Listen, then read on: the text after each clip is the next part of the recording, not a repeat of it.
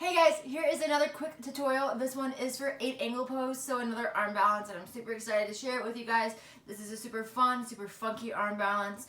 As always with all of my tutorials, this is going to be super quick, super to the point, mainly cues with a few tips and tricks along the way. So yeah, I'm going to go ahead and get started. And so for 8 angle, I like to come into the pose from kind of the base point for elephant trunk pose and compass pose. So, and I'll show you what I mean from there. What I mean when I say the base of elephant trunk pose and compass pose or seated compass pose is when you have, in this case, my right knee hiked up and over my right shoulder.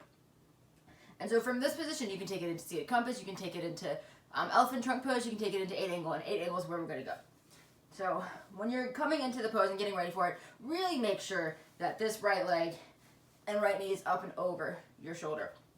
And so to do that, I like to take my right hand to my right calf with my right leg and hike it up and move my calf out of the way and lift my calf up. And when I lift my calf up, it lifts my knee up and gives it a few more inches of clearance.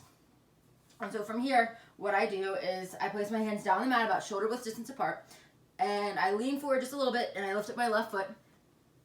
And you already saw it lifting. So I lift it up, so talking into sequential order here. I'm going to lean forward. I'm going to lift up this foot. And then I walk my hands so they're underneath my shoulders. And I press in my palms, lift up, and then I begin to hinge forward and bend my elbows as I hinge forward.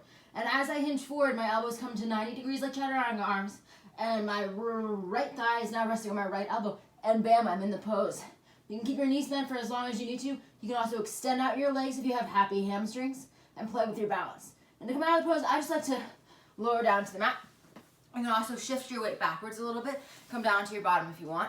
But I have really short arms, so lowering down to the mat does not really hurt me in any sort of way, because I'm, as you saw, only probably 3, 4, maybe 5 inches up off the mat at all times. And so with that being said, big tip right here, big trick. If you have short arms like I do, I would place your hands on blocks, or if you're at home, books, whatever you have as kind of a supportive prop that can lift you a few inches up in the air. And when you do that, it gives you a few more inches of clearance.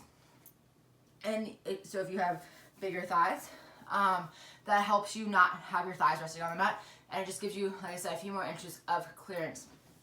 And so for the left, I'll go ahead and show you this side. And before I show you the left side, if you have your hands on blocks, you can rest, or books, whatever it may be, you can rest your hands on top, all 5 fingers on top, or you can hook your thumbs around the inside edges, so the medial edges of the book, and the rest of your fingers can rest on the rest of the block or a book. So head to the left, hiking that left shoulder up. And on this side, I'm going to show you a different way, and this is the way I prefer to get into 8 angle, is from here, I lift up my left foot, or my right foot in this case, and I cross my ankles. My right foot goes over my left. And I just prefer that because there's not the whole leaning forward and then lifting thing. And then I press into my hands, lift up, hinge down, and lower. And so you start with your elbows and arms nice and long and straight, and then as you hinge forward and down, your elbows naturally bend, or you can make that mindful bend. And then again, you can extend out your legs, or keep them bent. And you come out of the pose. Extending and bending your legs changes out your center of gravity and your point of balance. So when I first started it out with this pose, I always kept my knees bent because that helped me balance better. And then with time, as I got more comfortable balancing in it, then I extended out my legs. But that's just me personally. I would encourage you, and I do encourage you, to try extending your legs out and bending them to see which variation works best for you.